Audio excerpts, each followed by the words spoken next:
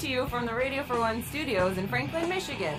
Welcome to the Detroit Cast. Big fan. Big fan. A show not just free of charge, but free of FCC regulation. Thank you for your support of the Detroit Cast. Oh, there it is. And without further delay, it's showtime. Please welcome the Detroit Cast. Here are your hosts, Mike and Jay. Well, hello everybody. Today, welcome to the Detroit Cast, powered by dealsinthed.com with Mike and Jay. Big E is here. Shalom, Big E. King, how are you? Hey there, just fine. How are you? Very good, yeah. And the day going, I suppose. Interested to hear how Hell in the Cell was from Big E. Yeah, I've seen some video Dude, of the event. He showed me one video. It's kind of fucking badass, I gotta say. Dude jumping off the top of that thing. That's crazy. How many feet up was that, E? 20 feet, about. All right, 20 Yeah. feet, and it's basically a chain link fence Yes.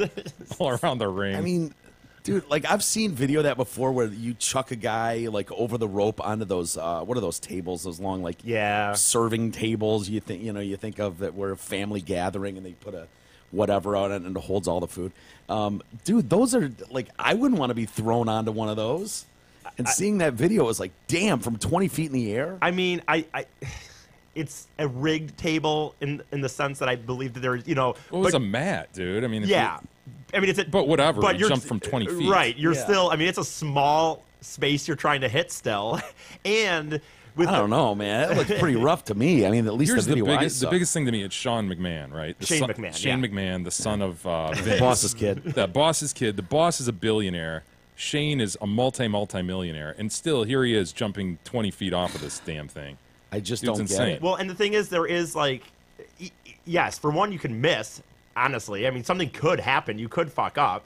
And then two, there was a part of the storyline is going to be that this other wrestler because he was supposed to be driving a wrestler through the table, and some other wrestler ended up pulling him out in the way, so Shane would get hurt, and then the other guy would win the match. My point of saying that is like timing, man. Like even with that, like this guy's on the top of this 20-foot thing. He's about to jump, and this other wrestler has to, on the, kind of time and get up, pull this other guy off the table, so it all happens. I wonder what happens if they miscalculate It and a happens, guy I gets mean- knocked out and he's just laying there. I mean, It does happen in wrestling. There are actually, you can tell sometimes when there's real injuries absolutely happen, and then you can kind of tell all of a sudden a match just really ends fast. I mean, Owen Wilson. This was like back in '97, but someone died during a pay-per-view one time. Like they were like coming in. Like they were supposed to be coming into their entrance, like on a, what would you call it? Like a pulley. I'm trying to think, not a pulley though. crane, swing. No, yeah. What do you fucking not? I cannot think of the phrasing, but like coming in through the rafters, essentially, kind of like Yeah. and it broke, and he just fell and he died. Died? Yes. I haven't heard Wow. about this. What I mean, was it was his name? like Owen Wilson or Owen Wilson, I Owen don't Hart. think so. Owen Hart. Owen Hart. Yeah, sorry. okay. Owen Hart. It's like sorry. Owen Wilson. How Owen is this Hart. gonna I'm sorry.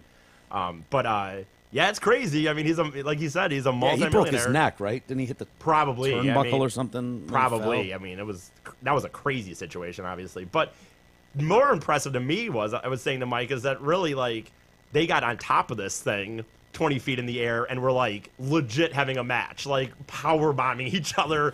And it's like, dude, even Burley, who was with me, was like, you could tell me 100 times, oh, trust me, dude, it can hold up to 600 pounds. You're fine. It's not going to break. I don't know, man. Why do you say even Burley? Because that gives it some legitimacy to the Yeah. concern. In my Like, world, Burley in your tend- world, I tend to be, I dude, think I it's- could say I'm concerned, but if Burley was also concerned, shit, he's like a normal guy. No, I think Burley tends to be a lot more Skeptical. skeptical, and I don't know. I tend to maybe just fall for things more easily. I don't know, whatever. More gullible. It's fair. Maybe I just buy into things easier. And he was just like, dude, you can tell me 100 times that's not going to break. I'm not going to want to throw a 200-pound. Place sold out. I don't think that it was, No. but it was a very good crowd. It was a very good crowd, but I do not think that it was sold out. But And it held for the new arena. yeah, New arena was badass for I wrestling. love it, man. Personally, dude, I like even like they have the new ceiling LED lights. I think I mentioned how like the flag was there for Paul McCartney. So like for wrestling, like for their entrances, they all have an entrance and shit.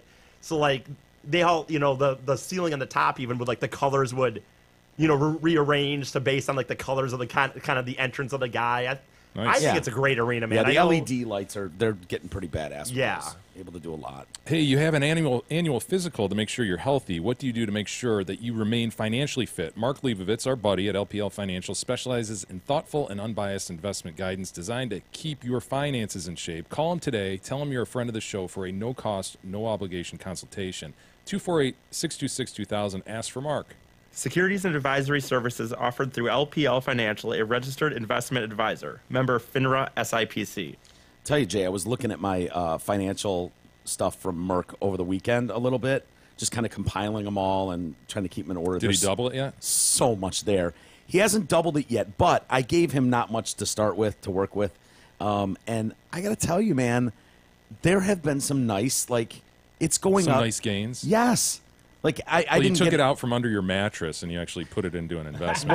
Well, it might as well have been. It was from I just kind of left it at Greater Media and didn't do anything with it when I left there, and finally gave it to him, and he was just like face palm, to the forehead, like, dude, Had this sitting in bonds. man. this should be worth X now, not what it is, what pathetic piece of shit it is now. But it's making some gains. Now, and I didn't have the luxury of going into real estate ventures with him like you did. Well. And so, I've got this thing just kind of doing its thing, and it's like, all right, Merck, all right. I'm Yeah, seeing... Merck knows what he's doing. Give him a call. Why not? Yeah. Have him look at your stuff. He doesn't have to take it over for you if you don't want him to, but he can at least give you another set of eyes looking at it. Yeah, don't be like me, who just kind of blindly in the ether ignored. Is your money working for you? All those commercials and stuff. Like Merck really looked after me, and I know a lot of people, including other family members and you, Jay. He and loves that shit. He's Yeah. genuinely interested in it. he is Makes my eyes glaze nerd, over. dude. I know I can't take it, but he's great with it. So call him today. And the chick that's going to answer the phone is another listener, so you can talk to her about E or whatever. I should start off by saying Happy Columbus Day. Oh, Whoa, whoa, whoa. shit. Happy Genocide Day? I mean, where are you going with this? I don't know what we're supposed to say. Like in my calendar, I think it's still technically Columbus Day. Boy, Or wow. okay, let me start over. Happy Indigenous Peoples There you Day. go. Now you're talking. Am I not allowed to say Happy Native Americans Day anymore? Because I know that was a thing for a little bit there. Are we not cool with? Indigenous peoples is good for me. All right. Well, the Italian Americans are kind of throwing a shit fit over this because they want to recognize their boy, Chris Columbus, and I so think we all agree discovered the West Indies. yes, Right. on orders from Spain. Like I don't know how this all works, but yeah, the people eating their own over this shit. Like, is there no way to do both? Don't they combine some things? Like they just said, it's President's Day. We can't have like a day for so and so and a day for so and so and a day. Like, is Wonder it? how long that's going to be around, honestly. Because if you look at the presidents who are birthed in that time, Washington, who else is it? Or it's Lincoln. I guess Lincoln's most like- people respect Lincoln, right? Yeah, most do Right but now, at least. For now, until something comes out, something will come out. They'll dig something up on Abe. Old honest Abe, not so honest after all. So we'll see, but I don't know where this goes. Like, I understand why the Italian Americans would be like, we take pride in Chris Columbus, he's our guy, and we want a statue. And now everyone's got there's a statue in New York that overlooks Columbus Circle, and it's just him standing over his people, and people have spray painted it. We will not tolerate hate, and they've painted his hands red, like there's blood on your hands, sir. I always thought that because people are really pissed off too, and I understand this. If it's like, hey man, you guys have written history for so long, and it's a bullshit history, and it's being taught in our schools, and we want a more honest representation of what happened, and blah blah blah. It's like I always thought the guy that won got to write the history. It's kind of the way It that is shit goes. funny It's though like- when you.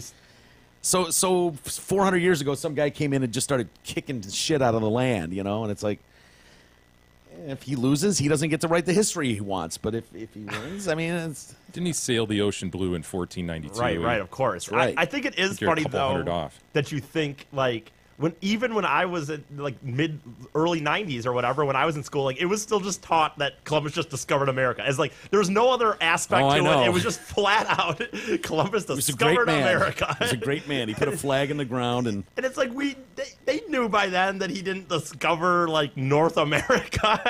It's just kind of funny to me. It is. So they want to know how we're supposed to celebrate this. I'd kind of like to know too, what's the plan going forward? What do I need to do? Of course, Were there's you all doing, kinds well, of. how did you celebrate 5 years ago before this all Seriously, happened, Mike? celebrating Columbus Day means getting a day off if you're a Yeah. federal or state employee, right? And honestly, I don't care if they call it something else, as long as we get that day just off. Get your days off. Nobody's Yeah. celebrating Columbus Day. I know. Well, that's like, not true. In New York, they have parades and stuff. And Really? Yeah. Wow. Yep, they do. So anyway, They're really having a parade for their day off, aren't they? Yeah, it's just so they can Maybe. drink what do probably you, or who's something. in this or- parade? what do you carry in this parade? I don't know. I don't know what they Got do. a But big there's Nina Pinta and Santa Maria going through, like big paper mache. I Pinta? wasn't going to join. I just know that they are, and it's bathed in controversy now. And in Akron, Ohio, in September, a vote over whether to dump Columbus Day opened a racial. The rift. Irish are apparently, or is that an Italian? Yeah, I think that's Italian. Why am I seeing green? I don't know. I mean, these are just I just Google images, pictures from the Columbus Day Parade in New York. Yeah, there he is. There he is. There's old Chris. Yes, nice outfit. I mean, Coming to rape and pillage. right. What about Ponce de Leon? You know, Yeah, well, basically discovered Florida, yeah. right? No, and All almost that the fountain Florida of youth, brings us? right? Right. Did he murder a lot of people in doing Well- it? Did he? One could say the same for Columbus. Yeah. Amerigo Vespucci? Oh, good Why call. not I read him? his name today. Yeah, I wasn't familiar with him. I can't say who's Amerigo. And Columbus failed big time. His goal was to find a short passage to Asia, and he did right or This India. could be this day in history with Big E. and Go, he Big didn't- E, take well, it. No, but it's just he failed. I mean, he wasn't successful. I wasn't successful as you. And not only was he dude, at that time he didn't know if he was just gonna go off a cliff. That's what I was about to say. The dude had balls, you know. Right, Sure right. did. But still, failure is failure. And as me and Mike have talked about, like not Mike talked about, but like the famous. Yeah, we like, have not talked about this. Well, no, but like the Louis C.K. bit where you're Indians. he just called them Indians and they're like, dude, this isn't India. And it's like, whatever. you're Indians. You're Indians. What about Magellan? Oh man. Huh? Magellan isn't that a TV commercial? Are you Magellan? And it's for the Wordplay. I don't know where you're going with Dr. Scholl's, I think. Oh, Doesn't are Dr. you Scholl's have? gelling? They Are you were. gelling- That's a few. I think Magellan that's a few years commercial? ago, but that Is it? was You're right. That was a thing. A horrible commercial. Horrible. Anyways, Hey. I figured I'd mention it's Columbus Day or whatever. It's Indigenous it's peoples. federal and state employees' day off. Good for them. There you go. Zott Ford is conducting its amazing Key for Key event. Exchange your current vehicle for a brand new Ford without spending a dime out of your pocket. Zott Ford will assist you in terminating the remainder of your loan or your lease, no matter what you owe. This is a straight Key for Key exchange. Give Zott the keys to your vehicle, and they'll give you the keys to a brand new Ford. Plus, Zott Ford will make your first payment. Please hurry. This is a limited time event. My, you know that we were talking about it last week, Jay. The Sirius XM satellite running out in your car. Yeah. That moment when it's like, oh no, my free trial ran out. So I've had my car 6 months from Zott Ford now, and it turns out that I had signed up for Sirius XM to automatically renew each month. You know, it was like $12 a month or $10 a month, whatever it is, reoccurring payment. And so I wanted to turn mine back on. They sent me a thing saying, you can have 6 months for $20 or something, $30. And I was like, okay, I'll do that. And so I called them. They're like, it was so frustrating, dude, because I've got this woman on the phone, and she's just like, doesn't speak the language very well. And she's like, so you want to add Sirius XM to 2017 whatever Edge and along with Fusion? And I'm like, no, I don't have the Fusion anymore. I turned that in 6 months ago. Could not grasp that concept of like turning in a car at the end of a lease. Why can't Sally pick that up? Or was her name Christine? Yeah. Hi, this is Christine. Very nice to meet you. And it was like, she couldn't grasp that. And I was like, okay, look, so what you're telling me is I've been paying 6 months of satellite radio on a car that I turned in 6 months ago. Yes. Okay, well, can you just credit that? And then, whenever my 6 month period ends or whatever my 6 month bill that I've got now going forward, can you just add it to the next one and apply it to that future bill? Yeah, right. Just apply it to a future bill, this credit that I have now. She's like, future beer? Future beer? I'm like, for fuck's sake, this is not that hard to understand, lady. I think I finally got it figured out, but I had no idea that was going to be an issue. Anyway, sorry, not to It's get off on a such, no, tangent. no, but it's such a bullshit thing because it's really just, it's almost like it's just set up because to make people, it's just set up to make people get frustrated and just think, fuck it, just whatever. It's just like I was telling Jay about, like I bought some product the other day, this phone charger from this company that I forget what it's called, Five Below, and they sell real cheap, and you know that it's cheap, so you know it's not going to last that long. But dude, I bought it, and like 5 days later, it just didn't work, and I'm like, what am I going to do? Go back to the company and get No, my it's $5 back? I mean, It's a disposable charger. I know it's just, but like, why stuff wouldn't like, you just buy a good one for $30 instead of $2 that lasts you for because years? I freaking break shit all the time. He needs lose to shit. be But better trained. I guess my point was to your thing though, is I think that it's set up just so people like just you call up and just get frustrated and just be like, fuck it, whatever. Here's my credit Yeah. card, just give me a monthly fee. Give me the and- premium. Yeah, I'll take whatever. Just leave me alone. No, it was irritating because I hate those like automatic renew ones. Like, well, once your 6-month subscription is over, we will automatically renew. And then Unless you have tell to, us, trust me, you can stop if you want. And it's Anytime easy. you want. It's easy. And they hope what happens is what happened to me, where I don't think about it. It's just not top of mind. My series never ended, and here I am paying for it on a car I don't have anymore. Dude, when I was doing my NASCAR podcast years ago now. Rubbins Racing with Yes, Chubbs. Yes, when I was doing it years ago, it was hosted on this like just site called Podbean. And I just put a $10 reoccurring thing in through You're like still PayPal. paying it. I have tried 50 times to get a hold of somebody through email and shit, and like not been able to solve it in any. And I still am just paying for this Podbean. You're still doing it? Why don't you call your credit card company and have them cancel it? It's a good idea. Oh my God. Oh, E. Jesus. Oh, E. I wasn't aware that I was paying it. Once I figured it out, it took all of an hour. You to, pay $10 a I month? was paying $10 A month? Yes, Shit, E. Dude, that was 7 years ago. I know. When I met you, you were doing Rubbins Racing, E. Basically spent $1,000 on this. I know. Right? How's it doing? Is it returning returns on dividends good? No, Oh, don't feel like you're getting your money's worth anymore? not really. You can't even listen to the episodes anymore. I clicked- Podbean doesn't exist Well, anymore. I think Podbean exists. I think but- they do. No, they exist, but like because I stopped doing the show or something. Because on Facebook it'll have these memories where it says, "Oh, this is what you did 5 years ago," and I can go like, "Oh, 5 years ago I made a status saying, Rubbings Racing is up," and I'll click on it, and it's like nothing shows up. It just says error. Oh, no. What is Rubbins, by the way? Well, Rubbings Racing's a saying in Rubbins. Rubbins Like Racing. rubbing He is. keeps saying ings, and I thought it was Rubbins. Okay, I'm like just you're saying it wrong. It's Rubbings Racing. Okay. What is It's Rubbins? just a saying in auto racing that means like rubbing. If you're not rubbing right. If against you're not rubbing, Okay. you're not racing. Not If you're not racing. cheating, you're not winning. Stuff like Gotcha. that. Okay. All right. That's kind of cool. I dig that. Did you see the offensive line coach for the Miami Dolphins? I did. I saw him snorting some white powder, Mike. Yeah. I'm unsure what that could be. Probably card sugar or something. Probably. I'm assuming it is. I'm assuming it's cocaine. I don't think I'm really going out on a limb there. I will tell you, he is not very good. That's what I was going to say, man. He's dropping a lot of this shit. Yeah, it's like, dude, this stuff's not cheap. So can you crush it up properly? Hello, it's not that hard to do. Go ahead, E. This is let's see here, ex-coach now, Chris Foerster.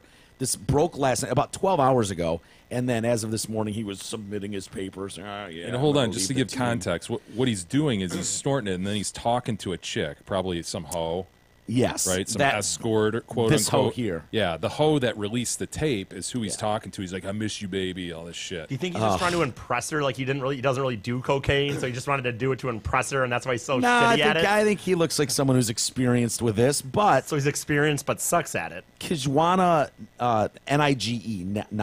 Nige, Nige, I don't know how to pronounce her name. I don't even know how to. Kijwana is her first name. So she just posts this thing. So he's obviously sent this video to her. Is doing some sort of a Facebook, not Facebook Live because that would go everywhere, but it's a personal video to her.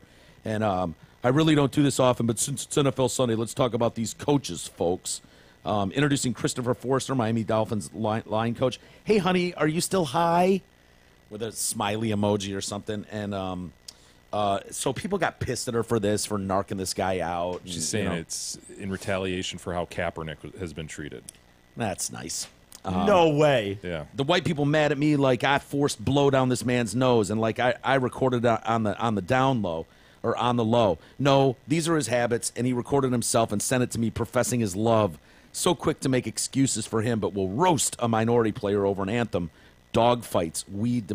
Dog fights? Really? What, we weren't supposed to say anything about the dog fighting ring? In Ron, Mexico. Yeah, exactly. Come on, give me a break, lady. But y'all keep saying all lives matter. Shut the fuck up. And then she Sounds like an sank this guy's upstanding career. lady. Yeah. Miss you, thinking about you. How about me going to a meeting and doing this before I go? Yeah, he's bad at Oh, this. wow. Damn Look at it. this. Half a line he dropped. Those big rains falling, but I miss you. I miss you a lot. It looks like he's already done about 8 lines, though. You know? His eyes just like, Yeah. fucking yeah! Crazy. Get some! I know, babe. It's gonna be a while before we can do this again. Because I know you're gonna keep that baby. This is where he loses me. But I think about you when I do it. I think about how much I miss you, how high we got together, how much fun it was. So much fun. The last little bit before I go to the meeting. This part right here is where I'm like, oh, fuck this guy. Is that fucked up, babe? You think? I think not. I wish I was looking at this.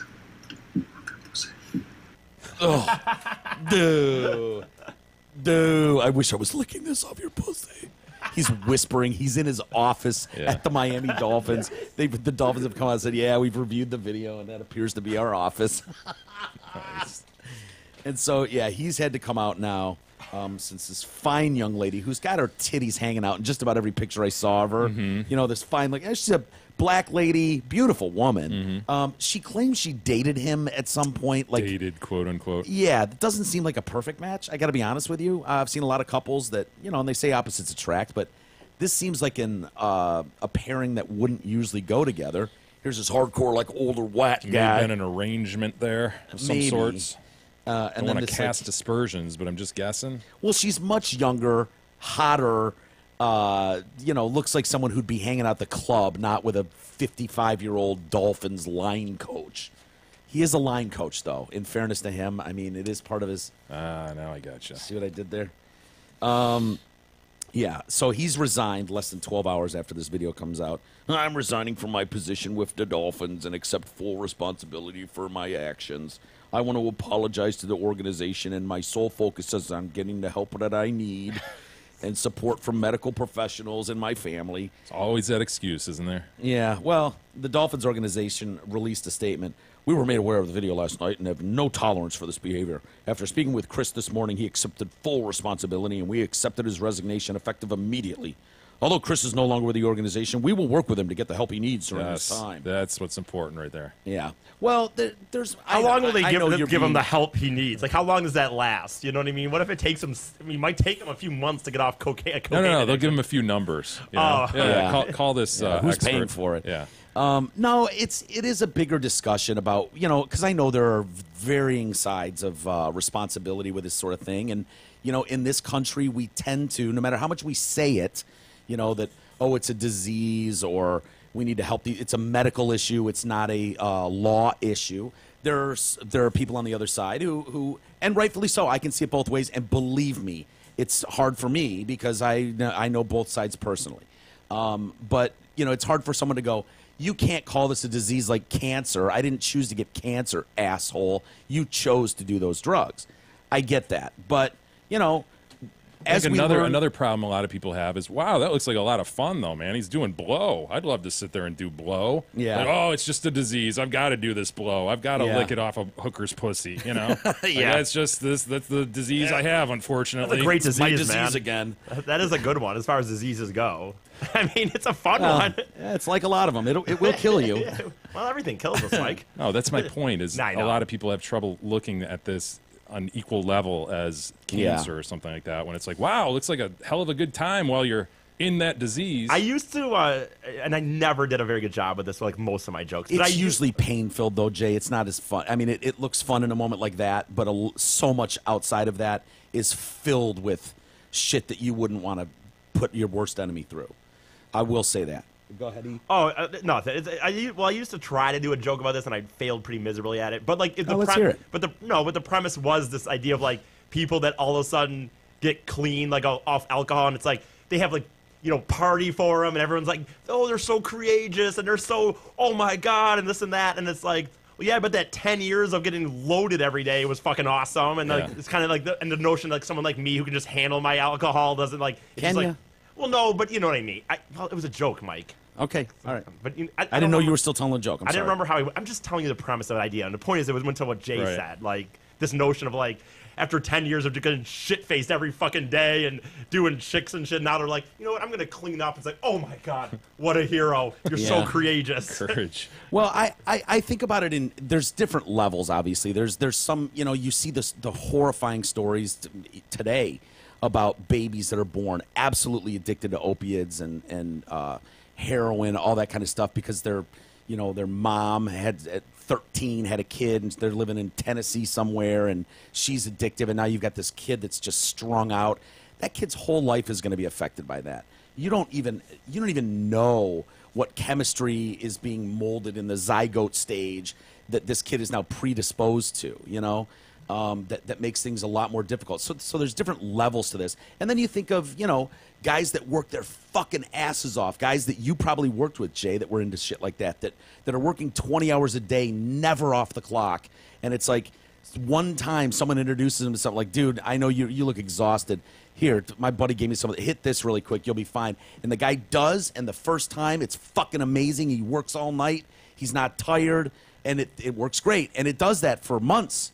For months, you're able to just as needed. As needed. I got to get this done. I can't stop. I can't stop working. And before you know it, you're in the midst of. That's a pretty noble story there, Mike. Well, there's I'm just plenty of others who are just like, fuck yeah, I want to feel good and have a good time. Sure. And then they're fucking in it. That's why I And said then- there are and then they're- levels. and then That's they're- why I said there are and levels. then they play victim for decades and never want to come out of that victimhood. So Yeah. you're right, there are. It's all individualized. It is. Who knows where this guy is? Yeah, I don't know, but I know it's the thing. We won't tolerate this on any level. And my thought is, well, fuck, I don't know how he got there. And if we looked at it in this country as more of a health issue than just a law breaking thing, I know money's not as good when it's easy to just lock people away and keep the prison system humming. We like to do that, but I wouldn't have hated it personally if they came out and said, hey, this is an awful story. This video was taken a couple of years ago. We know Chris is going through some things. We're going to be there to help him through it. So-and-so will take over in the interim, and we hope to, come out the other side. And then if it happens again and again and again, you got to eventually wash your hands. I understand that too. But, we're not there as a country, obviously. It's easier just to cut him loose, and we don't tolerate this. We don't know the backstory, though. Maybe they did give him a couple chances before. Yeah, maybe. And then you see stories like this, and it's just like, ugh. I think we might have mentioned him a couple weeks ago, but he's a rehab center founder. So he's a CEO, and he was selling heroin and fentanyl to patients at the facility, designed to heal the addicts. Captive audience. It's true. You're not going to get much resistance there. I'm surprised he could get away with this for any sort of length of time, because if you've ever seen one of these facilities, there are people that are in there for their 20th time, and they know the cycle, and they'll go out and they'll immediately use again, and then wind up back there when it hits rock bottom again. And then there are some people that really genuinely are in a bad spot and want help, and you try to sell one of them drugs, I would think that would come out so fast. Right. David Francis is his name, and I don't know if that's a mullet going on there That or is some kind of look, man. Is Is that a recent picture? I don't know. How long was he running this scam? I'm not sure. They said he was charged on Friday with the intent to distribute fentanyl after authorities raided his home and the rehab facility, the Next Step Foundation in McKees Rocks, Pennsylvania. Maybe you can look up the Next Step Foundation in Pennsylvania and see how long it's been in operation. A person who purchased drugs from Francis died in May, which triggered a lot of this stuff. They overdosed on fentanyl. And they're like, wait, where'd he get it? Yeah, wait. But I would think it's probably not that uncommon for people to sneak drugs into a rehab facility. So it must have come out quick, like, oh, motherfucker got him from Dave. Right. The guy who runs this place. So yeah, and then they launch an investigation. They realize, wow, there's a lot of people that have come into this place and have died from an overdose. What's going on here?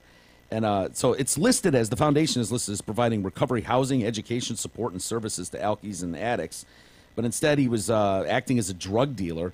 They confiscated 5 bricks of fentanyl. I don't even know what a brick of fentanyl looks like, but they say one brick contains roughly 5 grams of opioids, which is split into 50 small bags. Empty drug bags, used needles, also found by federal agents. Numerous people were questioned over the summer. Those sources said that Francis kept large quantities of heroin and fentanyl at his home.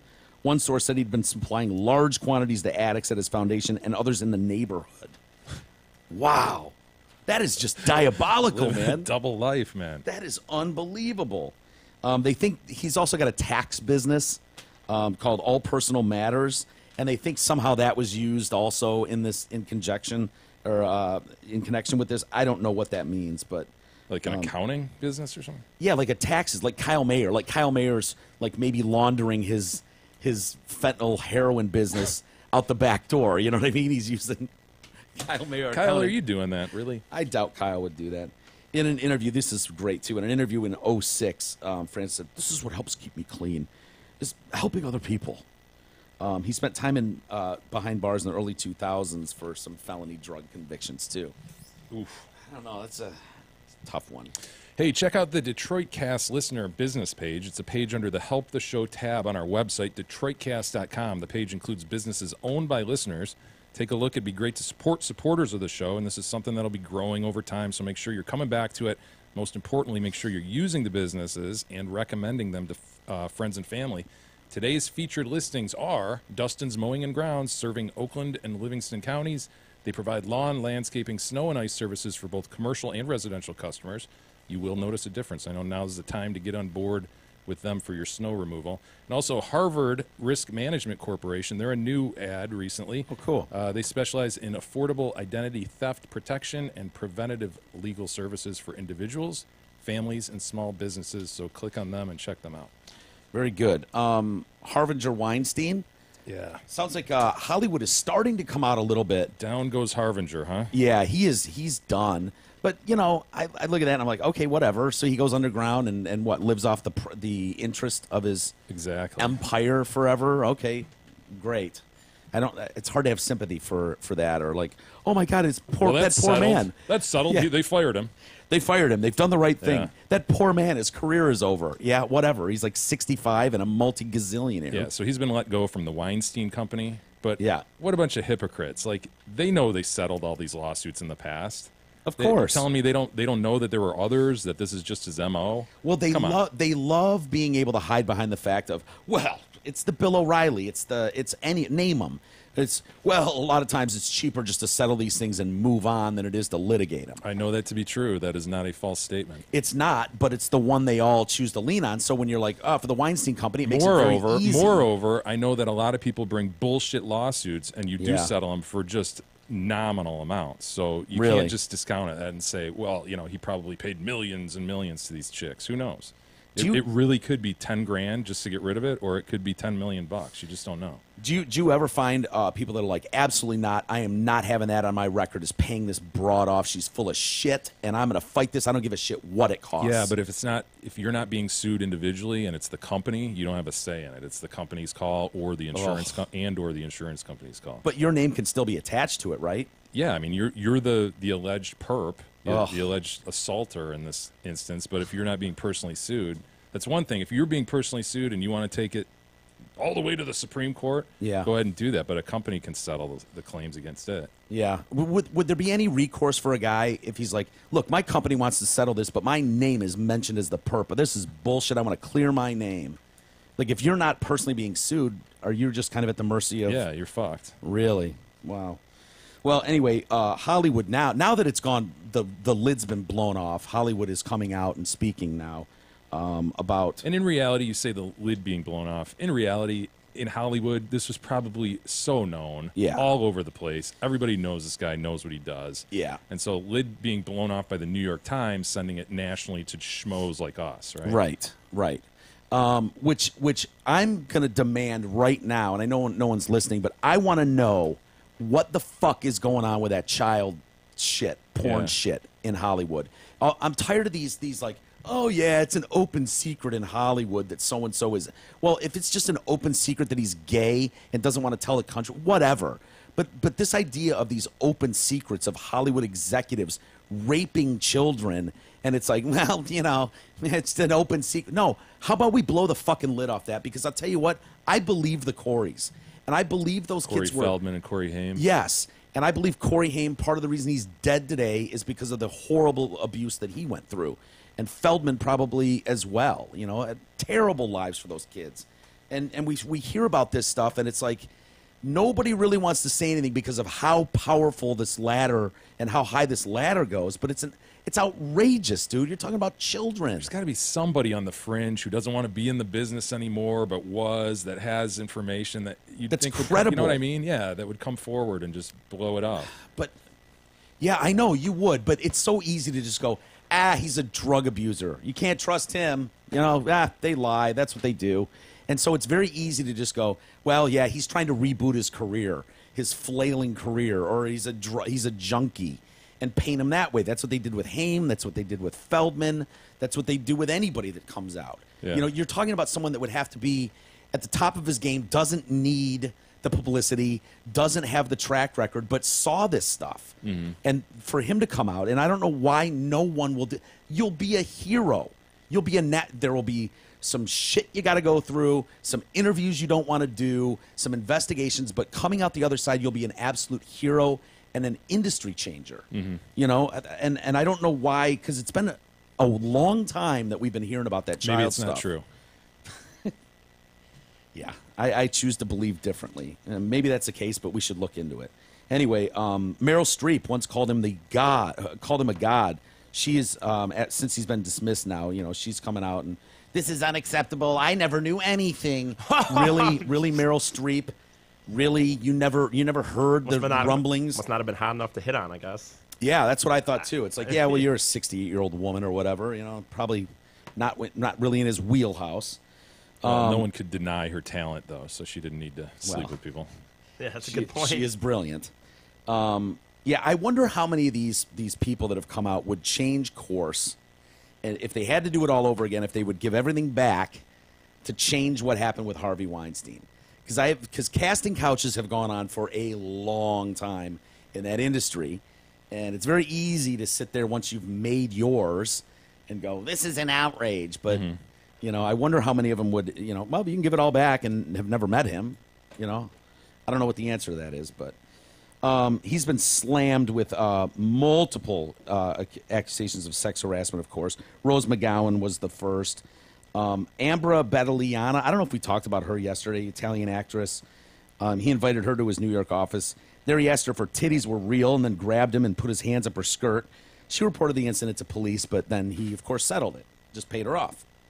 Elizabeth Carlson, Oscar-nominated producer of Carol and The Crying Game, told The Hollywood Reporter yesterday that 30 years ago, an unnamed young female exec who had worked at Miramax with Weinstein had found him naked in her bedroom one night. The exec was in a house rented by Miramax at the time to cut overheads. Liza Campbell, freelance script reader, told the UK's Sunday Times yesterday that Weinstein had summoned her to a hotel room in London before telling her to get in the bath with him. Him in the bath, man. Yeah, what's with him and massages in the bath? Likes the idea of being in the bath, and then it sounds like even possibly them just watching him bathe. Yeah. Lauren Sylvan, do you know that name? Or Lauren Sivan? I guess she worked at Fox News. No, I don't know. I kind of recognize her. She was talking today on one of the channels and was saying how Harvey invited her to a dinner. She goes there. There's all these people at a restaurant he owns, and then he's like, "Oh, Lauren, how about I give you a tour of the kitchen and stuff?" And she's like, "Okay." And so he takes her down there, and there's no one working in the kitchen. And there's just a couple guys sweeping floors, and he quickly shoos them away. And then he tries to get her to, like, jack him off in the closet down there. Yeah, I've never seen her. I'm looking at her right now. See, I thought I kind of recognized her. You didn't? No, I've never seen that chick. Okay, she's pretty hot. And so, anyway, when she refuses, he, like, corners her and makes her watch him jack off to completion. And they do point that out. It was to completion.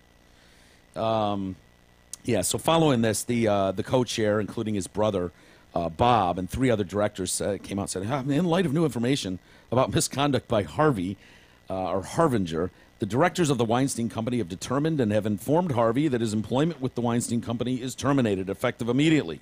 When do we get to find out what his golden parachute was? Well, here's one thing. He'll have to have one, right? I mean... Here's one thing, by the way. I noticed this when I was looking up his celebrity net worth, $300 million, whatever.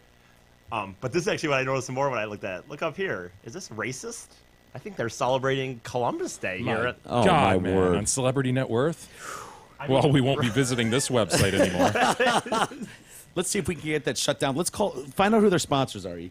right, all these. Find all their sponsors. Let's write them I down mean- and start tweeting about them. Am I wrong? That's definitely. That's either the Nina, the Pinto, or the Santa Maria there. It's one of the three. There's no denying that. And then if you look the little. And that's clearly the ocean blue. one, and this thing's wearing kind of the tri-corner hat or whatever. I'll be damned. Wow. Yeah, 300 mil. He'll be all right. The company is attempting to do the whole business as usual. No, we're good. We got Harbinger out of here, so that should clear that. If we can get back to how about that game this weekend? So they're still promoting the indie hit over the summer, Wind River. I really wanted to see that. Wind River. Who's in that? Wind River. It's the guy. Fuck. I knew you were going to ask me that. I always fuck up his name. He was the guy that was that wore the bomb suit. Fuck. You'll know it immediately. Wind River, the lead actor. Corey Lambert. No, Jeremy. Jeremy Fenner. Yeah. Is that it? Fenner. Fenner, Fenner. I think. Jeremy Renner. Renner? Fenner? Jeremy Renner. Fenner. Whatever. He Yeah, sounds the Hurt Box, right? He was in the Hurt. the Hurt Locker. Hurt Locker. Hurt Box. All right, we'll piece this together. We got this. Jeremy. We got Jeremy this. Renner in the Hurt Locker. Yes, not And Jeremy now Fenner from the Hurt Box. Hurt Box. And he's now in Wind River. He's now We in come Wind full River. circle. Yes, we've got that right. And he plays like an FBI guy in some indigenous land. And there's some bodies that turn up, but it's indigenous land. And so Indians and burial ground. And I don't know. It was a fascinating story. I heard him interviewed actually on Stern, and he sounded like such an asshole. I got to be honest with you. Stern kept One of these going, high-minded actors, thespians, Dude, if you will. don't call him an actor. He is a thespian for sure. He was a brilliant bowler at the age of like 8 months old. Was Bowler? Bowling, yeah. Okay. He stopped playing that. And Stern kept referencing his like IQ of When he- 175. When he says brilliant bowler, does he mean they put up that little ramp and he just No. laid the ball on the ramp?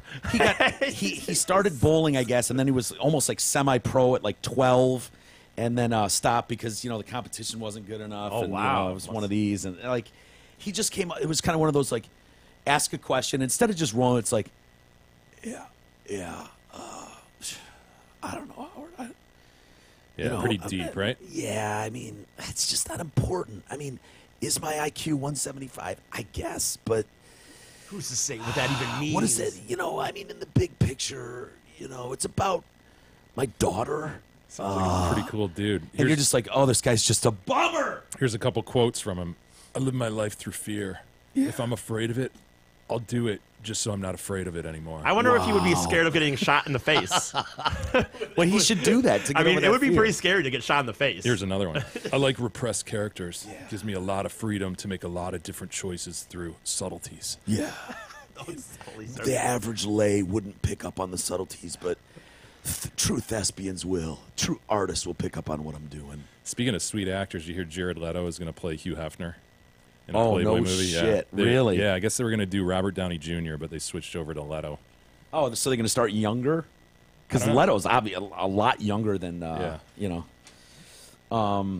Yeah. Oh, my God. There's one other chick, Zoe Brock. And she's pretty hot, too, dude. Harvey stripped naked and chased her around a hotel room. Her quote is, Harvey chased me, dick and balls and all, banged on the door with his fist, pleading for me to come out. She's locked herself in a bathroom What in an his place. animal, dude. Animal, I know. And she's like, finally, she's like, she's looking around the bathroom. She's like, I've got a hairdryer and a toothbrush. What the fuck am I gonna do? Just looking for weapons. Weapons. Like, how do I get out How of do here? I fight off Harbinger? And he's nude, dick and balls on full display outside, banging on the door. Come out and give That me a would massage. not be a good look, by the way. Oh, that big belly hanging right, over. and It's just saggy balls. probably and really hairy, dick. too. Yeah. Like, no, so- he probably yeah. doesn't have a saggy dick. He's probably got really saggy balls and that little pin dick that just Yeah. barely peeps over Button from dick. underneath that big gut, right? Yes. It's probably like a Family Guy, how they always do. Like anytime Peter is nude, like they don't have to blur anything because his gut covers up his whole dick and balls, no matter where he is. It's probably like that for Harbinger. And so finally she's like, there's nothing to hurt him with in here. So, God damn it. She decides to just lash and be like, this is unacceptable. I was tricked into coming up here, serve drinks. I do not want to massage you or take a bath with you. And so finally, like, he's sitting on the bed, and she comes out, and he's crying. He's crying on the bed. Plays the hurt puppy now. Yeah, and he goes, there's Peter. Peter, please, Peter. But that's probably what he looks like. He's way more hairy, though. It looks like he's got that, that beard neck. that goes into the chest area. Yeah, that Lucas would have if he didn't do Sure. that retarded thing he's doing with his He beard just picks trimmer. a spot because his neck goes straight to chin. Yeah, well, we've noticed that a long time ago. There's really no defined neck, and so he's kind of left to his own devices. Defines it himself. Yeah, and who can blame him? I just think his definition line is off. That's all. But yeah, so Harvinger is sitting on the bed, nude, weeping. He's in an absolute sob, I would say, and she's like trying to like go by him, and he's like, "You don't want anything to do with me because I'm fat." And she's like, "Yeah, okay, see you later." Now I notice none of us know the name Zoe Brock, so Yeah. whatever was going to be for her future. Right. Wow. Didn't happen, and she's a beautiful girl too. She's like 43 now. What or has she done, 46. honestly? Bingery. Is it Zoe Brock? Nothing. Yeah, Zoe There's Brock. okay, I guess there's an IMDb. Hey, while you do that, I guess there's an IMDb. the Hamlin Pub supports the Detroit Cast, so let's make it a point to support them with locations in Rochester Hills, Clarkston, Chesterfield, and 2 in Shelby Township. You know there's one near you. The Hamlin Pubs have great food, ice-cold drinks, tons of craft beers, TVs, games, and great entertainment. Come on by or book your reservation today at hamlinpubs.com. All right. What do we have, I Isis? mean, I think that's her, right? Her filmography includes She Spies and Going to California. Not bad. Not bad. In It's 2 04 more and than 01, I've done. respectively. It's 2 more movies than I've been involved in. She's a tall one, 5'11". Oh, wow. Yeah, here's the pictures I was looking at. I just, was looking at a Daily Mail story. And, this is her now. So you rewind 20 years. She would have been hot as shit because she's still, a beautiful woman. Trying to be sexy anyways. Although she's a little too artsy and too, Yeah, like... she's got that bohemian kind of deal Yeah. going. If you're into Burning Man, this is your I'm girl, gonna say dude. this is somebody I would probably be into. Yeah, E would be into this. She's got like jewelry glued onto her forehead and Right. stuff. A lot of jangly shit. Wherever you go. There's Harvinger. Look at him. Imagine that dude outside the door, dick and balls. Nude, demanding a massage. And a bath. And Yeah. a bath. We need to bathe too. He loves bathing. And then if dude, the thing with like we've all made that play for a girl that you're like, I think that chick's into me, and it's like, I have a boyfriend. And you're just like, ugh, okay, boy, don't I look like a dick?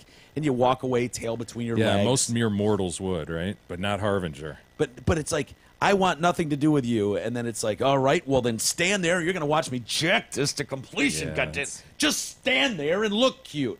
That's creative. It's like, it's just so hard to wrap your head I know. around. It really is, man. And I'm a creep. Shameless. I am a just creep. shameless. And that's hard for me to wrap my head around, Were there other pictures of her E, or we Oh, that was Zoe at least Brock? on that. That was out on that article or what? Yeah. Was that? Hey, did you hear the story last week, Jay? E and I talked about it a little bit with Cam Newton and his comments. Oh, yeah. I don't know what you thought about that, where he was like, Obviously sexist. yeah, it's kind of funny. That, Is it funny? Well, I'm saying what he was saying. It's kind of funny having. Oh, a I thought you were. chick I ask- thought. I thought like normal. You were going to defend the sexist remark.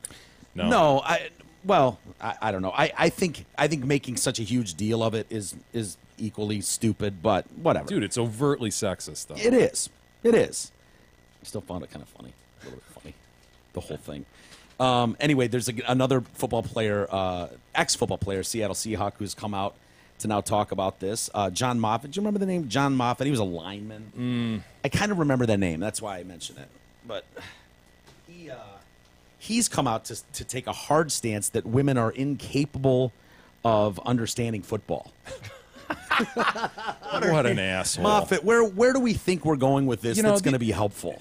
These football guys who think this is fucking brain surgery. Yeah. Sorry, gentlemen, it's not. Okay, I understand there's complicated routes and complicated schemes, but dude, give most people a month to study that shit. Career NFL statistics: games played 19. Well, he quit. He's one of these guys that quit with a lot of money on the table because he was like, this game's just too dangerous. Okay. It's not worth my health. And so women are unable to comprehend this. Why? I'm not sure exactly. If your argument was, hey, women have never played a down of football, so you'll never understand like that kind of intricacy, like you can't possibly understand what it's like to be in the middle of a pile up or going across the middle and risking your life. Like that kind of thing is fine. How can but someone put forward an argument that a woman can't understand something that a man can? Yeah. In terms of intellectually comprehending, that is absurd. There's plenty of coaches, dude, that That never is played. absurd. Dude, Mitch Albom knows fucking football. That little dude's never played it down. Right. And I heard other people saying, like, look, man, just because you've never been an astronaut doesn't mean you can't report on astronaut findings. Like, you're capable of studying what's going on with them, and you know, it's not something you need to be there to fully grasp. But his statement was, women don't know football. Most guys barely do. That's true, too. Most guys do barely know it, you know. Stop coming into male spaces and demanding respect. Guys care about the substance of things, not the appearance.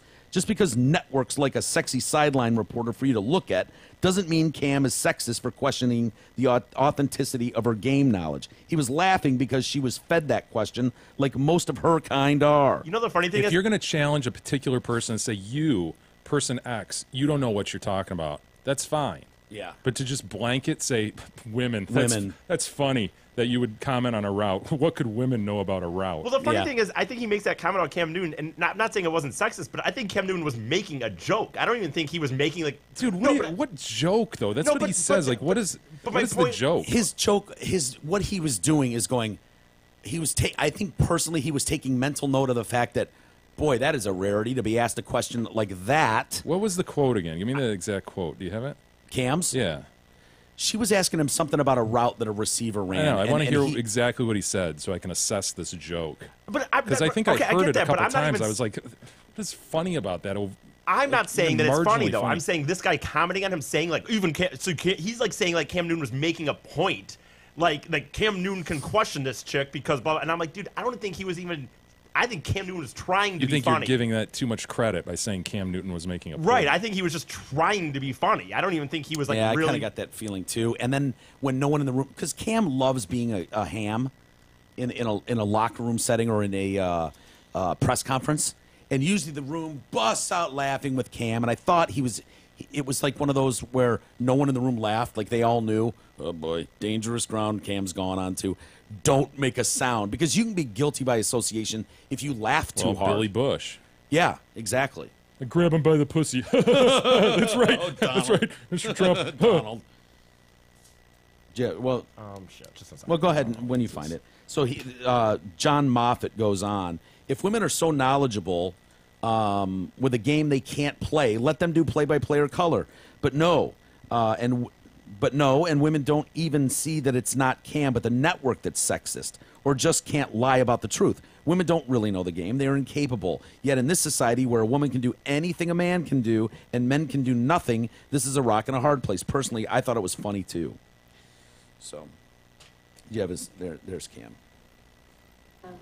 His routes and getting those extra yards. Does that give you a little bit of an enjoyment to see him kind of truck sticking people out there? It's funny to hear a female talk about routes, like. He thought the room was going to laugh there. But fun is coming along, man. We're gonna. This is a big game for him. Did they edit that? Because I thought he said it's funny at the end of that. You're right. That's a good. Yeah, I don't know. You know what I mean? Yeah, I guess I don't know. It seems odd. Because when the crowd didn't laugh along with him, he was just like, I think he's referring to Funchess. I don't know if he calls him funny, possibly. Honestly. no. He calls him fun. Okay. Yeah. He says, Play that again, E. Oh, that. I don't think so, dude. I think he was like, it's funny to hear. His routes and getting those extra yards. Does that give you a little He's bit of discounted an her enjoyment already. to see him kind Yeah, of he's truck sticking smiling. people out Yeah. there? It's funny to hear a female talk about routes, like. It's funny. It's funny. Okay. But fun is coming along, man. So you just said fun is coming along? Fun Like is coming along. Funchess? Yep, exactly. Devin Funchess. Yeah, I had a different take on this because my whole thing is like, we talked about it last week. I was like, it's so fitting. Like if a guy was told that, it just wouldn't be made a big deal of, And then, honest to God, I read Mitch Albom's column, and You wanted to take the contrary view just because of Mitch Albom's? No. After I said what I said, I read Oh. his, and it was a little eye opening, to be honest with you. I was looking at it from more of just a guy like, fuck you, get over it kind of attitude. And the more Mitch was describing like females that came before and some of the shit that he witnessed them go through in the locker rooms, and the fights that had been waged and the wars and battles that had gone on for decades to get to this point, to just dismiss this girl was really unfair and not funny. And Mitch is a fun governor anyways, so I don't want to sound like I'm siding with Mitch, but when he brought up some names that I remember from the 70s and the 80s, hearing and like, wow, I had no idea. I didn't think about it that way. I didn't, think about people desperately trying to get a foothold into a business that they just didn't belong in, and coaches and players just flat out in their face. All right, ma'am. All right, let's take time out for the lady now. Right. And just totally. I think just more general than that, though. The dude, that was an entirely sexist remark, like undeniably. And it gives you a glimpse into how this guy thinks. And for a guy, I think he champions the civil rights movement and that whole thing. Sure. And would argue that, African Americans ought to be treated equally to everyone else. It's just funny that, sets aside women as some lesser organism. Yeah, by saying women, you're right. I mean, that's the definition of sexism. If you just declare outright, women can't do X, blah, blah, blah. And, he's paying for it, but, he wants to just move on now. He wants to just get past this now. I apologized. I said my thing. But the funny thing is, she questioned him right after the incident. Yeah. And he was like, go fuck yourself, lady. Like, the idea that these people actually give, like, Cam Newton doesn't give a shit about this broad. He hates this broad now, and he's probably going to be more sexist towards women going forward because of his hatred for her. And look what this bitch put me through. And he lost his Dan and Yogurt spot. Dan and Yogurt. That dude, he was all over my TV. Was he really? Yes. I didn't know he was with Dan. Constantly. He was dumped by Dan Yeah, I saw they immediately. dropped him, but I didn't even realize he was... I don't think it was... I thought it was that Ogre or Oikos? I was saying Oikos, but I think it's Dannon, actually. Okay. Unless Dannon owns Oikos. Jerry Jones has put his foot down, Jay. Did you see that? Yeah. Is this going to... You will This is stand or you will be dismissed. This is going to have some kickbacks, isn't it? Yeah, some people are going to defy this, aren't they? I don't know what they do, to be honest with you. But, yeah, players that disrespect the flag will not be allowed to play. I see a lot of people making the argument, oh, what a hypocrite. He knelt 2 weeks ago in the Arizona game. It's like, no, that's not what happened. They knelt. That was before the anthem. Before the anthem. That was what made that so utterly hilarious. Utterly hilarious. Okay. Oh, okay. All right, guys, let's kneel down here. Come on, everybody. Come on, all you darkies. Get in here. Let's link arms and stuff. Look at us. Look at Unified. it. There we go. Unified as one. Hold on. Someone help me get down on my knee. Get down on the knee and shit. Hold on.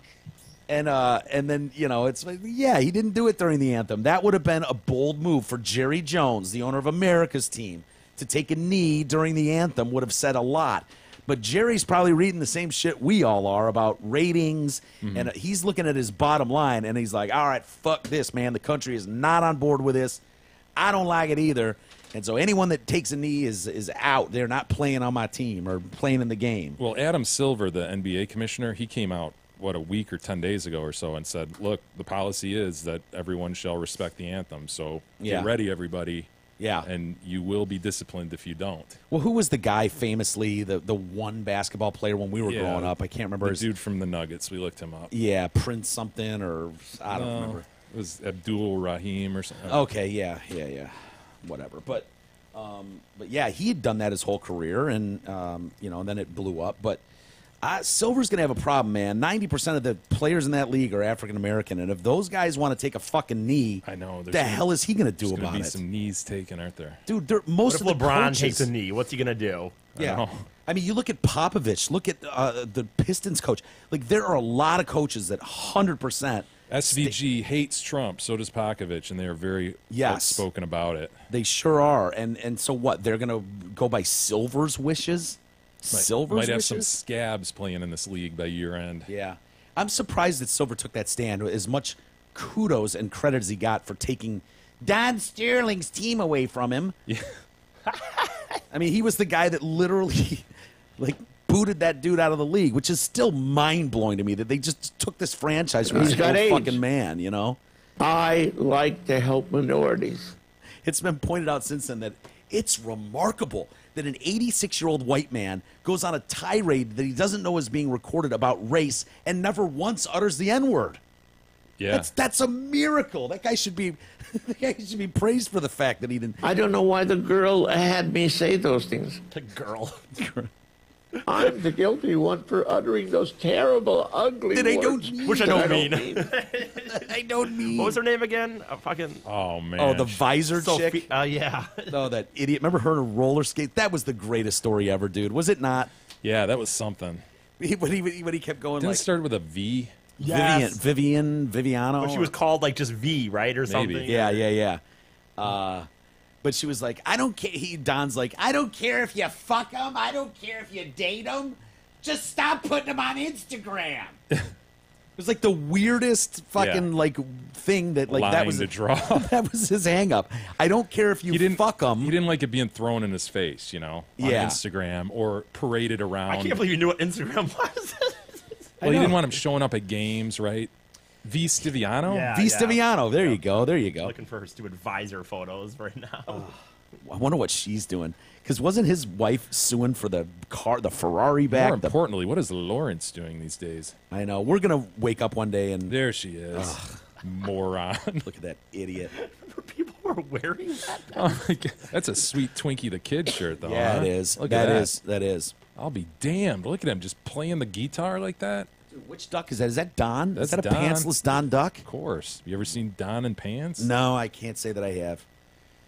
Wow, I want that Don Duck shirt. I want the Twinkie shirt. Yeah, Twinkie the Kid is dope, too. That's sweet. Then there was there's this, of course, the as Jay mentioned, the roller skating. There we go.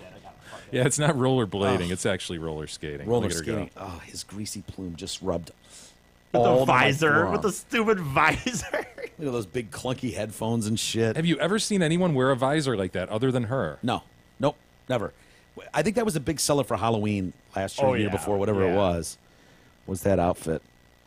Oh, I know. I wish Don would do something. Unfortunately, we're going to wake up to the news that Don has passed away, he's and then passed. we'll have one big hurrah. A footnote in history. Yeah. Hey, let's take a quick time out, you guys, and come back. And Jerry Seinfeld saying that he sometimes regrets the finale of his show, which I thought was kind of So interesting. do a lot of viewers. I can't Yeah. believe it because I loved it, man. But whatever. Yeah, that should say something. I'll do that. And then have you seen the new trailer for Justice League, I have, yeah. the final trailer? Yeah, no, maybe not the final one. I guess they did 3, and they Okay. just, over the weekend, they issued the 3rd one. I'll show it to you. See what you think. I don't think you're going to be thrilled with the CGI package involved. It's just my opinion. But I had some questions about that for you as well. So Okay. we'll get into that and more next.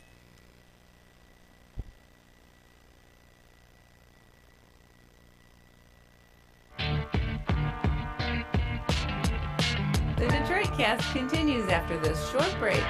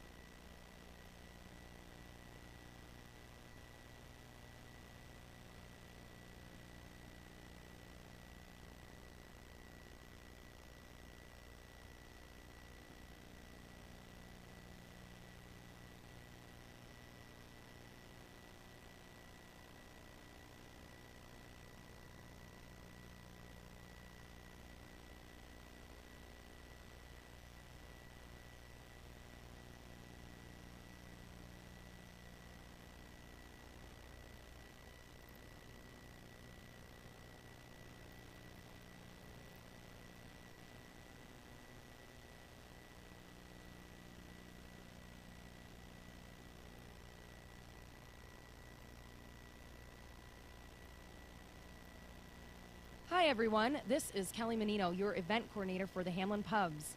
Did you know that Hamlin Pubs offer 2 private rooms at each location, both located in Shelby Township? We specialize in all kinds of events, from bridal and baby showers, dinner rehearsals, to corporate luncheons and wedding receptions.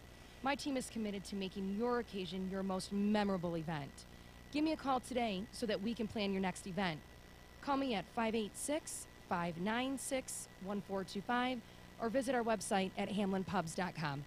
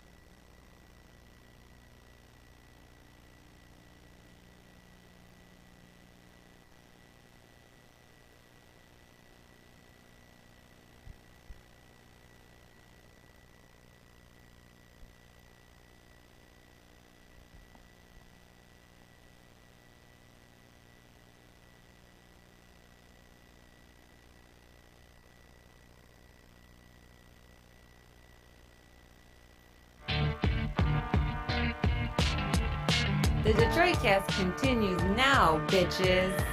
Here's Mike and Jay. All right, welcome back to the Detroit Cast, powered by DealsInTheD.com, as always, with Mike and Jay. And Jay, I wanted to, really quick, if you don't mind, circle back to the Cam Newton story. Yeah. Because I think there's a couple elements at play with that. And did you run upstairs and research more about this? No, actually I didn't. I was just thinking more about it and the difference, because I was like, why do people get so defensive about this subject when you're talking about football? Because I find myself doing it. I get possessive and protective of what I love about that game. And to me, there is such a humongous, humgorous, if you will, difference between a beat writer who travels with a team and then writes stories in a newspaper or on a newscast like a Jennifer Hammond or a Helen St. James. Helene St. James? Or, I believe it's Helene. Helene, okay. I didn't mean to. The Wings yeah. Writer. Who, if those ladies are good at their job, which they are, people will read their shit. If they're not good at their jobs, readers will let it be known that they don't like their work. I think the difference is when you see this push, and maybe this is the sacrifice you pay for progressive things, where it's like, in the beginning it's going to be a rocky start. But when I see, who was the guy, Sip or something, that idiot on ESPN? Oh, right. What was his name? Sergio Dip or something? I think so. Was that it? Yeah, something like that. Yeah. Dude's out on Monday Night Football as a field reporter. And just stepped all over it. And was horrible. And then had even worse, did that rambly Twitter explanation later. That video was so humiliating and embarrassing. And I look at that and I'm like, you don't just give that to someone because he's Hispanic and you want to look progressive. I see lots of these sideline reporters. The one I think of, who was the black chick, and she was covering a 49er game. It's the only reason I was watching it. And she's asking the coach at the time, who was the former linebacker for the Bears, she's asking him about how much help Bill Walsh has been. Singletary. Mike Singletary, yeah. She's asking him on the sidelines, like, how much help has Bill Walsh been in transitioning, blah, blah, blah. And he's dead. He's been dead for a few years now. And it's like, that video is hard to find online. Like, they've taken that away, and it's gone away. And so I think... So what's your overall point? What does this have to do with Cam Newton's the context of what he said? Well, I was thinking, like, why did people jump to defend Cam in this situation? And I can be guilty of it, too. And I think it's because you see all these other things where it's like we're trying to force feed these things in Did you guys society. on Friday's show defend Cam the whole time? No, not at all. I was more like the difference between men and women is men wouldn't make a big deal out of something, because she went to great lengths to talk to anybody she could about Actually, what a pick dude, he was. I think she. Well, whatever. That's not the point of the story. I think she kind of stood back and was like, "I'm not going to be part of this story. This is what happened."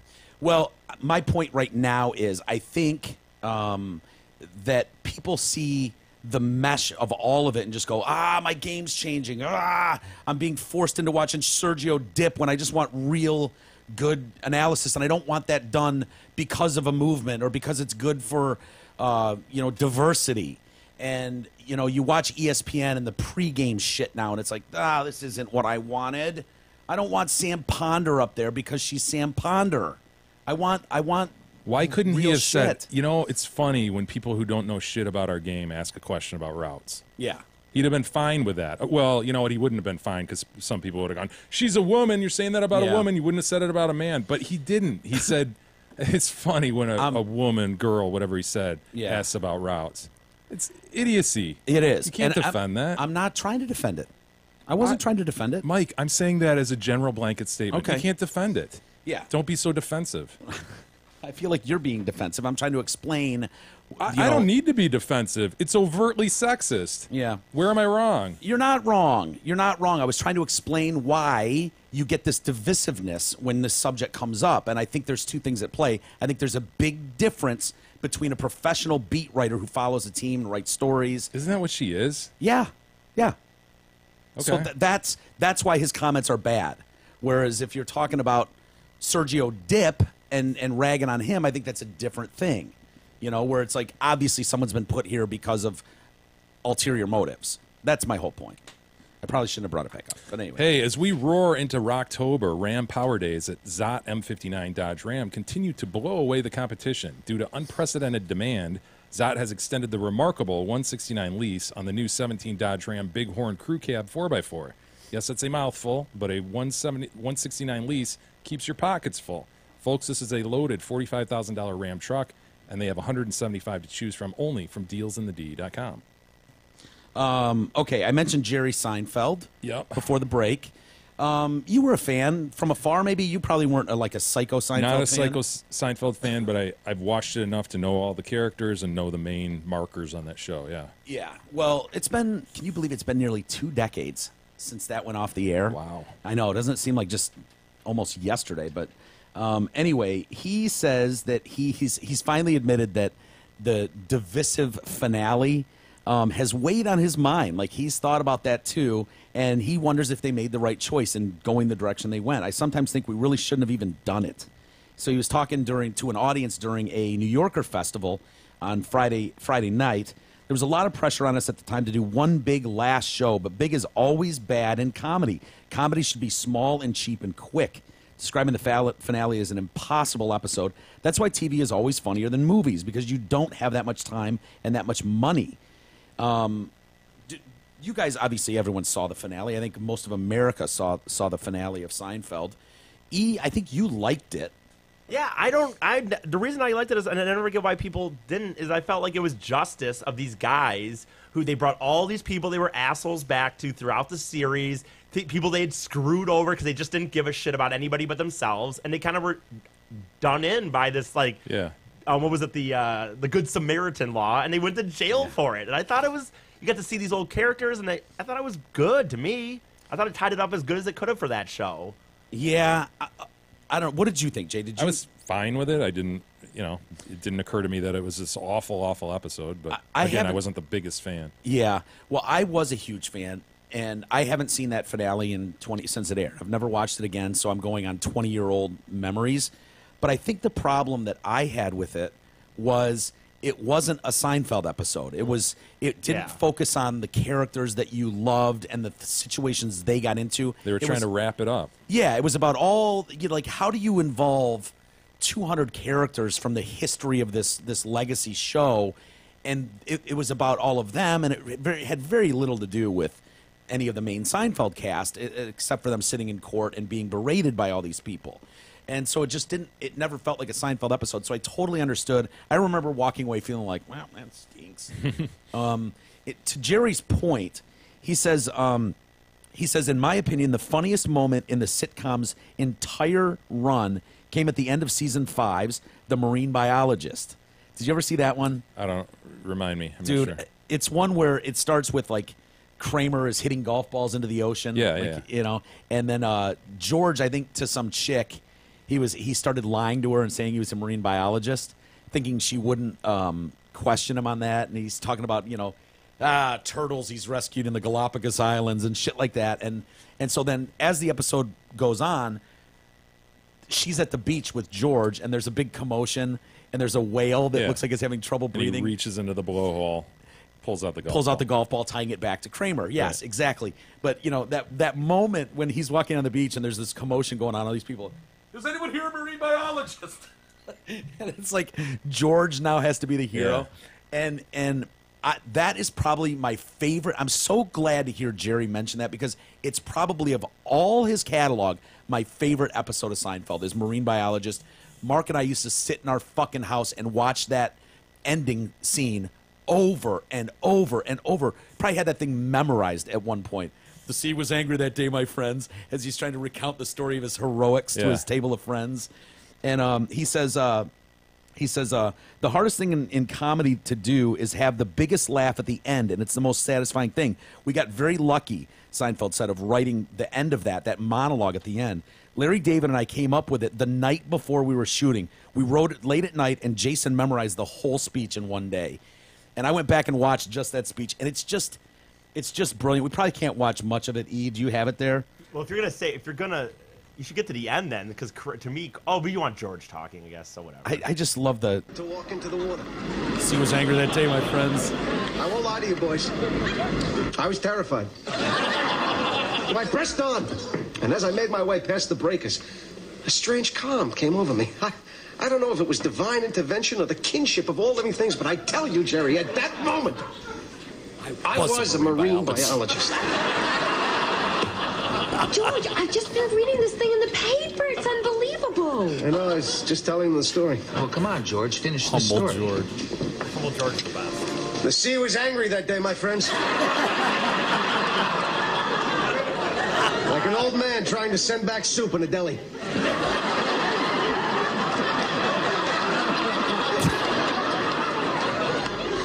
Yeah, we should probably kill this, but it's... Dude, you are right, though, when Jerry says the idea of an ending being the end, the very last of this, because he says, I reached in, he goes, I found a golf ball, and he pulls it out, and then Kramer goes like, is that a Titleist? And that's hole in one. Dude, and his voice squeaks. Yes. He's like, is that a Titleist? the way Kramer delivers the line. Yeah. It's hole in one, I guess. And then bump, bump, bump, bump, bump.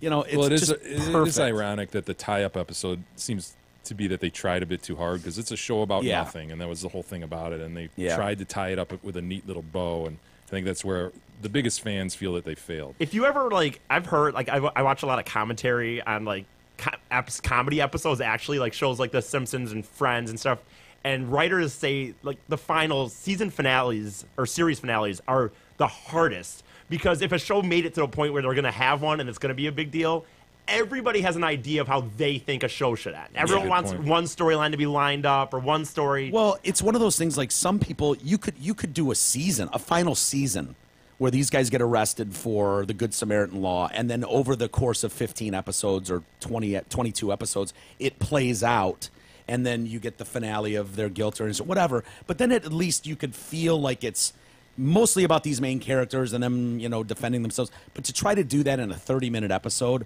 was where I think it was just, like, too much. It was too much, and it wasn't the show. Yeah, I remember it being a different rhythm than the regular show. Totally. And just different content than the regular show. Exactly. Larry David has famously said, and you've pointed this out, that, you know, he's not going to do that for Curb. He's just going to end Curb. My thought is he should have done that season 4. Season 4, which was the reunion, which was all involved about them doing a reunion episode to make up for the finale. And it played out over most of that season, I believe, season 4 of Curb, and it's fucking amazing. If you're not familiar with Curb Your Enthusiasm and you're a Seinfeld fan, season 4 will blow you away at reuniting this cast, building the set for Seinfeld, and, like, that whole thing. Really? And it's got the total feel of it's brilliant. But you could have ended that season, ended that series at the end of that season, and nobody would have been disappointed. Should we save the trailer for tomorrow, Jay, and get to some email, or do you want to see the trailer? Yeah, let me see the trailer. All right, let's show Jay the trailer, because I've got some questions. I take some issue with it. This is Justice League, so this is the final trailer before the release. What, at November? November 17th. Okay, this is what you're going to look at here is the final trailer for Justice League in theaters November 17th. Showcases newspapers with the headline "World Without Hope" and terrorism, alien invasions, and other bad stuff sweeping the globe after the death of Superman. Okay. So what you're going to see right out of the gate, I think, is we get to see him proposing to Lois Lane in a flashback, and then never fear, you've got, you know, the superheroes, the Justice League, that comes into play. So go ahead, E. God, these trailers are getting so long. 3-minute trailers. Wonder Woman, my favorite. All right. I can't look at Batman as Ben Affleck. I just can't do it. So this is the famous farm where Superman came to Earth. Yeah, exactly. And there's Lois Lane looking at longingly into the cornfield. Could it be? Is that Superman? Is that Clark? Clark, is that you? Oh, it's him, all right. Sure is. I'll take that as a yes. What? What? The ring. So that must be her pouring dirt on his grave, I'm assuming. The world remains in mourning after the death of Superman. Violence, acts of war, and terrorism are all on the rise. I had a dream. It was the end of the world.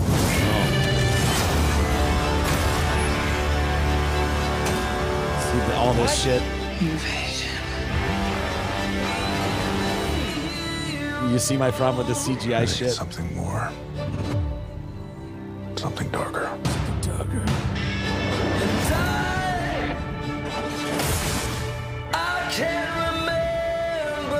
We're asking people we don't know to risk their Aquaman, there he lives. is. Yeah. Strong man is strongest alone. You ever heard that? Flash. That's not a saying. That's the opposite of what the saying is. See this? Dude. Divided. We are not enough. I can pop this up at any time you want, Jay. Just say. The world needs Superman. Yeah, I get it. You got it, right? Get the point. Yeah, you're just going to watch a computer-generated movie, I suppose. I mean, when you just see the whole city in embers and people crushing through cement, I'm just like, oh, come on. That was what was so great about the original Supermans. There was a plot, and it just... I know that's a pipe dream, and it's long gone, but... Okay, here's the other issue with this, because I know you were a fan of these cartoons growing up. And I watched this. That doesn't look like the Aquaman. There's no Gleek? Yeah. There's no fucking Gleek? Dude.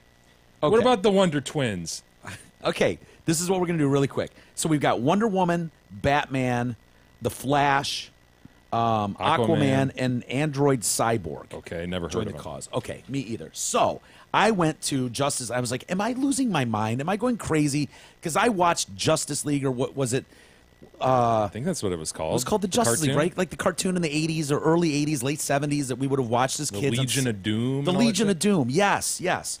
So the core group of heroes that made up the Super Friends. Okay. Which the Super Friends were the main guys, and they would meet at the Justice League. I think so. Right? And they would watch the screen, and they would see where bad things were going. I think. And then they would decide who best to handle this issue. Yeah, and then the girl Wonder Twin would turn into like an eagle, and the boy would turn into a bucket of water, and then Gleek would be held from the girl's eagle's talons and hold onto the water, and they'd fly to the place where the conflict was to occur. And then Gleek would pour the water to extinguish whatever fire was happening. Yeah. Yeah. The Space Monkey. There's no Space Monkey in this? So, the core group of Super Friends were Aquaman. I remember him in his green outfit. He had green pants and orange shirt, right? Yes. Yes. And he had a logo like an A or something. And on blonde hair, flowing, beautiful blonde locks. Gorgeous. Probably the salt water. Yeah. Did that to him. Sun and salt water, it happens. Good point. So you had Aquaman, Batman, Robin. Yep. I didn't see any fucking Robin in there anywhere. Superman, and Wonder Woman. Additional Justice League members included the Atom.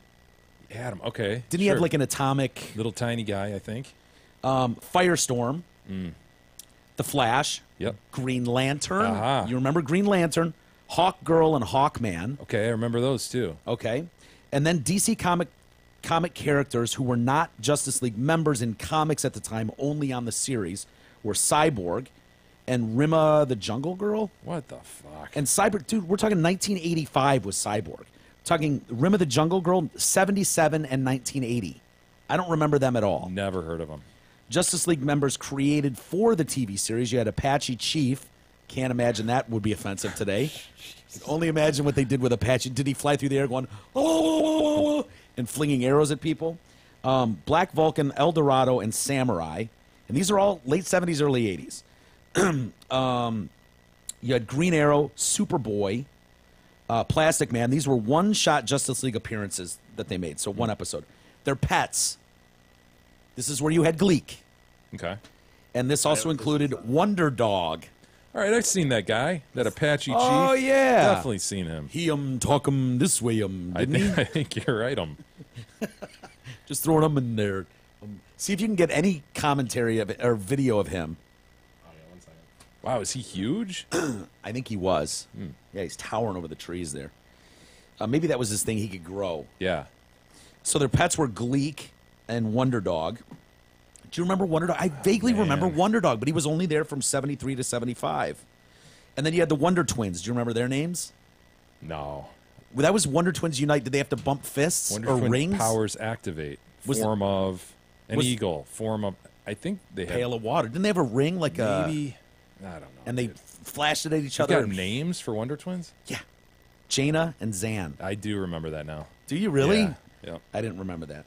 Other DC comic characters that appeared in the series, you had Commissioner Gordon, Lois Lane, Alfred Pennyworth, And then Legion of Doom villains. Yeah. Do you remember the Legion of Doom Solomon villains? Grundy is probably the Joker, the Riddler. They the Penguin. See, maybe I cut this off too early because they said 13 villains compose the Legion of Doom. The ones, and they're alphabetical, so I fucked this up. Bizarro, Black Manta, Green Goblin, Brainiac, Captain Cold. Dude, I've got none of them so far. Cheetah, Giganta, and Gorilla Grodd. But that ends early, dude. Look these up. Let us watch the Apache Chief really quick. Look up the rest of the Legion of Doom, or I'll do that. Legion of Doom, because you're right, Jay. There's a lot in there that. Okay, here's Super Friends Apache Chief. Wonder Woman, she's in trouble. Calling out the Apache word for big man, Apache Chief instantly becomes a 50-foot giant. Wow. Yeah. He's just lifting the roof off buildings. Pretty badass. Hell yeah. Inacho! Inacho. I would love to yell that out and become 50 feet tall. All right, we've got Bizarro, Black Manta, Brainiac, Captain Cold, Cheetah, Giganta, Gorilla Grodd, Lex Luthor. There you go. Riddler, Scarecrow. I remember Scarecrow. All those. Sinestro, Solomon Grundy, and Toyman. Which one was Solomon Grundy? You'll remember him. He's a big, like a big oafy dude. Oh yeah, yeah. So when I look at the lineup for this, I don't know. I mean, it's nostalgia for me and you. Like, I would love to see a movie with Aquaman looking like I remember Aquaman and Gleek, and Wonder Woman in her invisible jet. Yeah. And, Wonder Twins unite, powers unite, like that kind of shit. And it's obviously going to be more dark and, the way it is. But, God, I bet they could make a killing, dude. Oh, God bless them. They're going to make billions on this one. So. Oh, I know. They always do. Yeah. But it's like, what's his name? Bruce Campbell, when we talked to him, and he's like, dude, it's a B movie. These are B movies. Exactly. These ones that they're doing right now are not meant to be blockbusters. Hey, we have some email. What do we got? Before we get to that, though, I would like to engage in a short reading of Post. Yeah, sure. It's Looking beautiful. forward to Check this out. The San Diego Aircraft Carrier Museum is the flagship of the Naval Aviation Museums. It's located aboard the USS Midway, the longest-serving carrier in the history of the Navy. Check it out. Wow. And there's in San Diego. And listener Matt got to see the Blue Angels up close. He says, Podcast Heroes, just a short post from San Diego, toured the Midway and got to see the Blue Angels at the world's largest air show in Miramar from the fucking control tower. My son is USMC air traffic controller. Goodbye, BUI Matt. Dude. How cool would that be? How long has the CV-41 been in? Sorry, I wonder if my dad ever landed on it. Because he would have been on the West Coast. That's funny. They were in San Diego, the Blue Angels. My sister had to go to the city. They're going to China for Thanksgiving to visit Jinsu's family. And so they had to go get passports and blah, blah, blah. So they had to go into the city. And my sister was telling me that the Blue Angels were performing there, and so they were going to be able to check some of that out, too. Pretty sweet. Yeah. The Inner Harbor of Baltimore is shown to us by Tom. Baltimore's Inner Harbor is one of America's oldest seaports and features Harbor Place, the National Aquarium, the USS Constellation, the World Trade Center, What? the lightship Chesapeake, and other attractions too numerous to mention. Baltimore Harbor. Really? Yeah. I've never been to Baltimore. I haven't either. The World Trade Center, is that stolen? He describes it as the Detroit of the East Coast, says Tom. They love their crab cakes and their Old Bay here. They put that stuff on everything. It's a cool city, but everyone looks like they want to hurt me. XOXO Tom. Oh, I wonder what he's talking about there, Tom. Oh. I hear Maryland is an amazing state, though. Very cool, beautiful. There it is. There's the Chesapeake. Baltimore's like a smaller version of Detroit, right? Am I right about that? I didn't think Baltimore was like, while it's a major city and a big city, I don't think it's as big as Chicago, Detroit, size-wise. Population-wise? Yeah, well, population-wise, it might be with Detroit now. Yeah, I mean, Detroit is a sprawlingly huge city, but like everybody else, it's really just centralized in a couple miles. Yeah. Oh, yeah. I mean, and really. It's huge. And when you look at the square miles of Detroit, I always tell that it's so annoying to other people that say, like, how come some of these cities can... Dude, you can put... It's New York, Boston, and LA. San Francisco inside of Detroit. Oh, really. yeah. I mean, San Francisco is 49ers. 49 square miles. It's 7 by 7. Detroit is 10 times that big. There's a lot of people that have pushed for, like, you need to sell some of this, change these lines, like, and sell this shit off. No, they're just talking about just taking it and moving the little old lady who lives on the one street with, 19 crack houses and just moving her to somewhere viable. Yeah, they've talked about that for bad years. idea. Betsy writes in concerning Stan Berta the peacock. Remember Betsy got the peacock, named it Stan Berta? Hell God yes. bless her. Good day. Dude, that is incredible. If you think about that, Jay, there is a living creature peacock named Stan Berta. I know. After your inside joke to yourself. He was a figment of my imagination, Stan Berta was. It's brilliant. Just for any new listeners, every deposition that I took during my lawyering days, I would ask the deponent, do you know a person named Stan Berta? And most of them would look quizzically at me and just go, no, Stan who? And I'd be like, never mind, it's not important. Never mind, we'll move on. And the point is that a lawyer can ask any question he wants. And that proves anything. It. And every time I would get a little bit of a chuckle, like, I just caused you to answer a ridiculous question. And remarkably, there were some people that would say yes. Yes, there were a few. They knew Berta. Absolutely. One lady thought it was a chick named Stanley Berta that she knew, but whatever. So Betsy names her peacock Stan Berta. Good day, Stanley update. My girlfriend's purchased Stan Berta from from Craigslist. They got him off Craigslist. He lived in Livonia with an old lady that had to get rid of him. He's 4 years old. They wanted to get a peacock chick from the peacockery, but they don't get their feathers until they are 2, so you don't know what you're getting, male or female, or so they tell me. Oh. But here's the bad news, gentlemen. The bad news is Stan Berta flew the coop. He escaped. What? That doesn't surprise me. What I know about Berta. That son of a bitch escaped. Betsy says, I played female mating calls on my phone in the woods. He responded with his call. No. But we can't find him. No. Oh, no. They can't leave the woods till they find him. I'm posting missing peacock signs around the area. Hopefully we can bring Stan back home. Hashtag bring back our Stanley. Bring back our Stanley. Dude, that's incredible. Oh, poor Stan. He's not going to survive on his own out there. No. Does she have any photos of his plumage? I'm dying to see what kind of plumage he had. Yeah, she sent him last time. She didn't attach him. I showed you last time, man. But weren't he's weren't beautiful. But they weren't NBC wide though. They were kind of hanging down. He wasn't showing off. Well, yeah. He was just letting them lay, Yeah. I don't know that she sent us a photo with full plumage and bloom. What a racket, by the way, that you don't figure out if you've got boy or girl till they're 2 years old. Dude, you just have to get a mess of them. Dude, can't someone cup them and just figure out really quick? That's bullshit. Because if you got a female one... I've always wondered about birds' panooses, honestly. Have you? Yeah. Like, I've never seen one, you know what I mean? Yeah. Somebody's tweeted at me or emailed me last time I discussed it and said they're, like, inverted or some shit. So what does that mean? I don't know. Does the female have to go down and, like... Yeah, like suck it out of him? Until it pops out? I don't know. I don't know what that means. We need Science. I don't get it. We need to do more research on bird panooses. Because this is a common controversy that comes up. We need to get to the bottom of bird panooses. Well, Betsy, more importantly, I hope you find Berta, man. Yeah. Because the weather's going to break here pretty soon. We're going to go from 75 to 45 real quick, and I worry about Berta, even though he's got the distinctive, beautiful plumage that can keep him warm in some instances. I don't think he's going to survive 45 degrees. I don't want to see him go head-to-head with a fox or a coyote either. I don't want to see that. You know what I mean? Why don't we do this? If she needs the help, we'll be glad to send E over. He can work 23 hours a day as long as you feed him a little bit of water and some Chickson or something, and he can go out there and help you. Yeah. I mean, he's good at searching. He's a pro-period runner, so he's got the stamina. He's going to need a couple days this weekend. But other than that, he's good. He can go out there and help you find that son of a bitch. My question is, what do you do when you find him? I mean, is that something you just pick him up and go, get over here, where do you think you're going? Pat him on the back and bring him home? Yeah, I know. I mean, he flew the coop, on purpose. Wow. So I don't know what you do. We'll save the rest for tomorrow, though. Yeah, here's the problem, Jay. I know. I'll let you make the call. We'll do it tomorrow. You want to do it tomorrow? Yeah, we're long. E's apology? Yeah. Because he did work on an apology for Dr. Tommy, and we went long. It's our fault with the Super Friends. But anyway, all right, E, save your notes, and we'll do them tomorrow. Thanks, everybody, for hanging with the Detroit Cast today. We'll do it again tomorrow. We'll see you then.